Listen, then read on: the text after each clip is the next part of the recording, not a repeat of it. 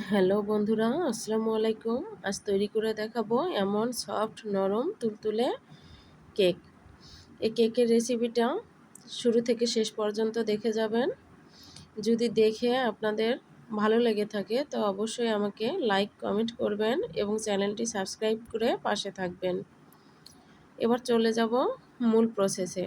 এজন্য আমি নিয়ে নিব 2টি ডিম। অবশ্যই এটা নর্মাল টেম্পারেচারে থাকা ডিম হতে হবে, ফ্রিজের ডিম হওয়া যাবে না। এবার দিয়ে দিলাম 1 কাপ চিনি, দিয়ে ভালোভাবে ফেটিয়ে নিতে হবে। এখনই ভালোভাবে ফেটিয়ে নিতে হবে। এরপরের যেগুলো দিব তারপরে আপনার বেশি ফেটানো যাবে না। এখন দিয়ে দিব বেকিং পাউডার। বেকিং পাউডারটা আমি দিয়ে দিলাম 1 চামচের একটু কম, অর্থাৎ 2টি ডিম, 1 কাপ চিনি, এর সাথে 1 চামচের একটু কম বেকিং পাউডার এবং ভ্যানিলা এসেন্স দিলাম 3 ফোঁটার মতো। দিয়ে এবার ভালোভাবে ফেটে নিব।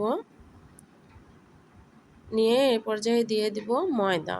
ময়দাটা দেওয়ার পর অবশ্যই আপনারা খুব বেশি ফেটবেন না। এটা আমি 30 থেকে 35 সেকেন্ডের মতো ফেটে নিয়েছি। এ পর্যায়ে দিয়ে দিব তেল, 1 কাপ তেল দিয়ে দিব। তেলটা দিয়ে ভালোভাবে ফেটে নিব। এখনও খুব বেশি ফাটানো যাবে না, কেননা আমরা ময়দা দিয়ে দিয়েছি। এ পর্যায়ে আমার ফাটানো হয়ে গেছে। ফাটানো হয়ে যাওয়ার পর এবার আমরা যে পাত্রে ময়দার মিশ্রণটা দিব সেই পাত্রের ভিতরে একটা কাগজ দিয়ে তেল দিয়ে ব্রাশ করে নিয়েছি। তার মধ্যে আমরা ময়দার মিশ্রণটা ঢেলে দেব। ঢেলে দেওয়া হয়ে গেছে। দেখেন উপরে কিন্তু এগুলো বাবল তৈরি হয়েছে, দেখতে পাচ্ছেন। এই বাবলগুলো আমরা এইভাবে ঝেঁকে ঝেঁকে ফিনিশ করে নিব।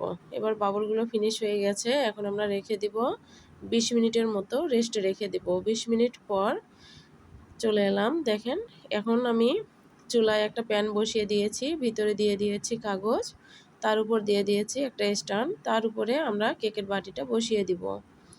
দিয়ে এর উপরে সিলভারের ঢাকনা দিয়ে দিব। অবশ্যই এখানে সিলভারের ঢাকনা দিতে হবে।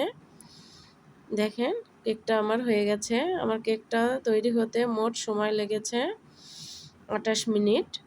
একদম লো হিটে আমি এটাকে তৈরি করেছি। দেখতেই পাচ্ছেন কেকের নিচটাও কত সুন্দর হয়েছে এবং উপরটাও কত সুন্দর হয়েছে। অবশ্যই আপনারা এখানে ফ্রাই প্যানের যে কাচের ঢাকনা আছে সেটা ব্যবহার করবেন না। ওটা ব্যবহার করলে কিন্তু উপরে কাঁচা কাঁচা একটা ভাব থেকে যায়। দেখুন আমার কেকটা কত সুন্দর সফট এবং নরম হয়েছে। দেখে নিশ্চয়ই বুঝতে পারতেছেন। আমি এবার ছড়িয়ে দিয়ে দেখানোর চেষ্টা করতেছি।